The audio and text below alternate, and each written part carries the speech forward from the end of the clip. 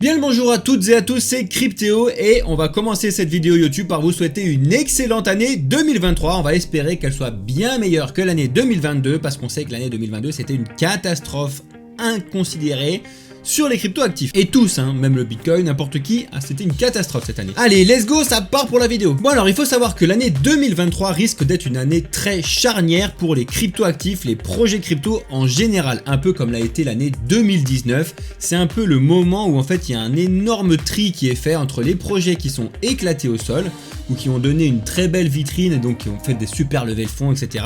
Mais c'était juste une vitrine, il n'y avait pas grand monde qui travaillait derrière et ils avaient uniquement fait ça dans le but de justement lever des fonds et de gagner de l'argent. Et ben ces projets-là vont être mis à jour en 2023 comme ça l'a été en 2019, en 2020. C'est là où en fait on comprend quels ont été les projets qui étaient éclatés et que du coup il faut faire ce tri sur ces projets. Donc c'est pour ça qu'il va falloir faire très attention si vous investissez sur des projets ou si vous avez déjà investi sur des projets. Mais de même, ce tri est vraiment génial parce que ça va permettre du coup de trier aussi tous les excellents projets. Tous ceux qui sont restés de 2019-2020, c'est ceux que tu as connus en 2021 qui ont éclaté le plafond, d'accord? Et ça c'est vraiment très important que tu le comprennes, il faut vraiment que tu le vois venir, il faut que tu travailles dessus pour que tu puisses comprendre comment ça se passe, d'où ça vient, etc. Parce qu'on est bien d'accord, il y a beaucoup trop de projets de crypto-monnaie, ça c'est clair. Personnellement, mon avis c'est que je suis pour la concurrence et je pense que des projets concurrents vont s'entraider du coup à augmenter et à proposer des meilleures solutions, répondre au mieux aux besoins, ça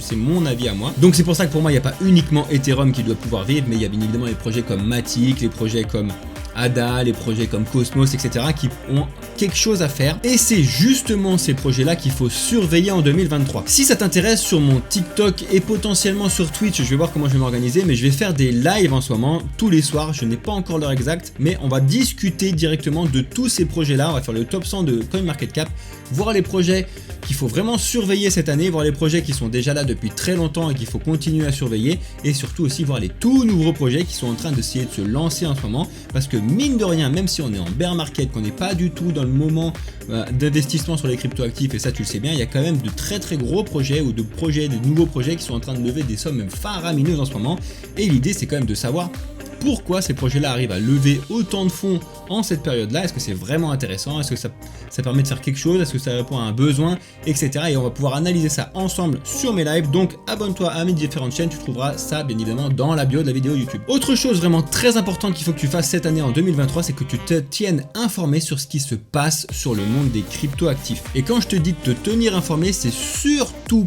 pas d'écouter ce qui se passe aux informations à la télévision ou même à la radio, même si c'est en train d'être amélioré, on va dire. Il y a pas mal de gens qui sont vraiment très intéressants comme Claire, comme Asher, etc. qui arrivent petit à petit sur des discussions à la radio, voire potentiellement sur des chaînes comme BFM Business, etc.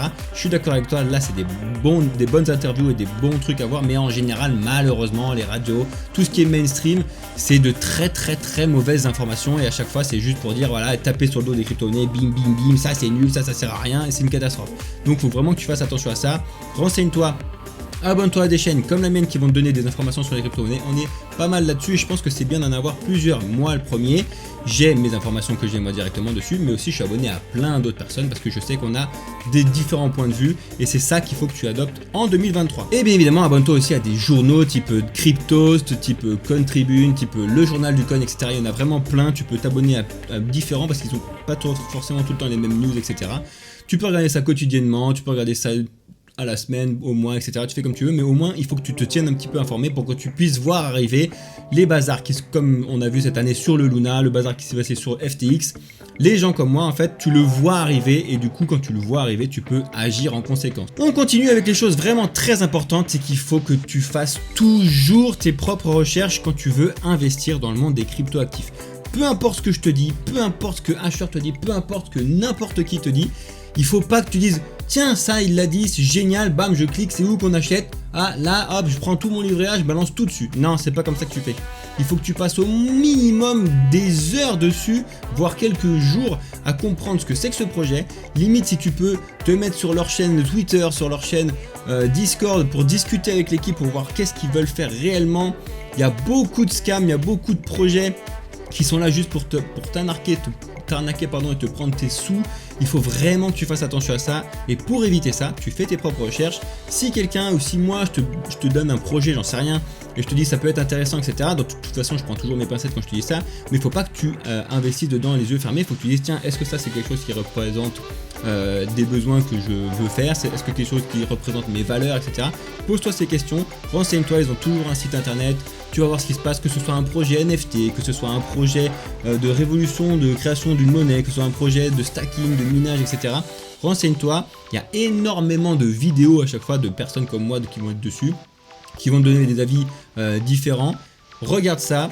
Renseigne-toi sur le site, renseigne-toi, essaie de discuter avec la team et à ce moment-là, tu peux pouvoir envisager si tu veux investir dedans ou pas. Mais il faut vraiment que tu passes ce temps-là, c'est vraiment très important. Ensuite, autre résolution que tu dois adopter, mais ça c'est vraiment que tu dois adopter, c'est un conseil direct financier, même si on n'a pas le droit d'en faire normalement, ça c'est vraiment très important. Il faut que tu n'investisses que de l'argent que tu es capable de perdre.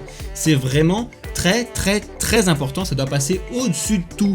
Il faut surtout pas que tu prennes de l'argent qui va te servir pour payer ton loyer, manger, faire tout ce que tu veux, en te disant ok, bon, je me restreins là sur ce mois-ci, mais c'est parce que je sais que le mois d'après, ça va faire x5, x10, x20, n'importe quoi sur les cryptoactifs. C'est pas comme ça que ça marche, c'est pas aussi facile que ça. Il n'y a pas d'argent facile, de l'argent rapide, ça existe, mais c'est très compliqué, c'est très rare, mais de l'argent facile, ça n'existe pas. Ce que je te propose de faire, ça c'est pas un conseil, c'est tu fais ce que tu veux, c'est juste par rapport à ce que moi j'ai fait. Personnellement, avant j'avais des dépenses dans les bars, j'avais des dépenses dans les restaurants, j'avais des dépenses dans les cinémas, j'avais des dépenses du coup en fait qui sont pas obligatoires au quotidien. Je te dis pas qu'il faut que tu arrêtes ça parce que le social c'est hyper important, mais tu la divises par deux, admettons, tu vas au bar qu'une seule fois par semaine au lieu de 2 fois, hein, je dis ça surtout pour les Parisiens, coucou. Tu vas voir que tu va faire une économie incroyable et en plus tu sais très bien combien tu dépenses au bar à chaque fois. Je te prends juste l'exemple du bar, et ben cette somme là que tu aurais dû dépenser dans la semaine, tu la mets de côté, tu vois à la fin du mois et tu dis tiens, ça c'est une somme que j'étais capable de perdre parce que j'étais capable de la mettre au bar, etc. Du coup c'est celle-là que tu n'as pas besoin de payer pour ton loyer, pour manger, pour etc., qui sont des choses importantes dans la vie, tu les prends et là celle-là tu peux l'investir parce que tu es capable de la perdre. Tu te dis dès le début, de toute façon elle aurait été perdue au bar, elle aurait été perdue au cinéma, elle aurait été perdue ci et là, donc elle est perdue. Je la mets là-dessus, je la regarde pas ou très peu et basta. On verra ça plus tard. Si tu arrives à adopter vraiment ce type de pensée dans les cryptoactifs, c'est comme ça que tu vas réussir à avancer et surtout à ne pas tomber dans le piège où beaucoup de personnes sont tombées malheureusement à se dire bon allez voilà, j'ai perdu l'argent que j'avais pas capable de me perdre, les cryptoactifs c'est une catastrophe, j'arrête ça tout de suite, c'est pas pour moi, de toute façon la technologie a éclaté au sol, aux informations je fais que dire il y a des hacks, il y a des vols, il y a du scam partout. Non. C'est pas comme ça que ça se passe, il faut pas que tu tombes là-dedans et pour ne pas tomber là-dedans, il faut que tu investisses de l'argent que tu es capable de perdre. Ça c'est vraiment très important. Ne jamais prendre tout l'argent que tu as de côté et le mettre là-dedans. Autre résolution vraiment très importante et qui va directement avec ça, c'est qu'il faut que tu diversifies ton investissement. Ça c'est vraiment aussi très important. J'entends énormément de personnes qui disent mais si en 2021 j'avais mis tout ce que j'avais sur mon livret A, sur mon livret jeune, sur mon assurance vie, sur le Shiba, mais je serais millionnaire maintenant. Déjà ça n'existe pas parce que personne n'aurait fait ça à ce moment-là, mais absolument personne. Le Shiba a été éclaté au sol à ce moment-là, c'était même pas un projet, c'était vraiment juste un meme coin, de faire une blague. Même si maintenant le Shiba est en train de proposer quelque chose, d'essayer de répondre à un besoin, de se lancer dans le gaming, etc. Peut-être qu'il y a quelque chose. Il faut surtout pas que tu prennes tous tes sous, que tu mets tout dans le Shiba, que tu mets tout dans le Doge, que tu mets tout, même que tu mets tout dans Bitcoin. Je trouve ça un peu bête. C'est mon avis. Il faut que tu diversifies ton investissement et que tu diversifies ton investissement dans les cryptoactifs, mais aussi en dehors des cryptoactifs. J'ai des potes qui sont à fond dans l'immobilier, bah tu mets un petit peu dans l'immobilier, tu essaies d'acheter un appartement, etc. Voilà, je te dis pour ceux qui ont vraiment des grosses sommes. Mais tu veux faire des trucs de collection, t'achètes des cartes Pokémon, tu fais des trucs comme ça. Si tu diversifies ton investissement, tu vas en avoir un petit peu partout et du coup tu vas réduire tes risques de tout te prendre dans la tronche. C'est absolument impossible qu'il y ait en même temps un bazar sur les marchés financiers, un bazar sur les cartes Pokémon, un bazar sur les voitures, un bazar sur l'immobilier, un bazar sur les cryptos. C'est absolument impossible. Si ça existe, si ça arrive, t'inquiète pas que tu auras d'autres problèmes que de gérer ton argent. Ça veut dire que c'est le catastrophe pas possible. Donc, diversifie tes investissements et en plus quand tu rentres dans un secteur, donc admettons que tu rentres dans le secteur des cryptoactifs, essaie de diversifier ton investissement dans les cryptoactifs aussi. Essaie de prendre des projets sur le minage, essaie de prendre des projets sur le stacking, essaie de prendre des projets qui sont là pour pouvoir créer une nouvelle monnaie comme le Bitcoin, essaie de prendre des projets qui sont là pour créer de nouveaux projets, des launchpads, etc. Ou alors investis sur de l'Ethereum, des projets comme ça qui sont là pour pouvoir faire un truc mainstream, du Cosmos, etc. Regarde un petit peu ce qui se passe, c'est ce qui se passe sur cette chaîne là, je te fais beaucoup, je vais te présenter beaucoup de projets ici, on va pouvoir en discuter en live aussi si tu veux, en tout cas tu vas avoir tout ce que tu veux ici.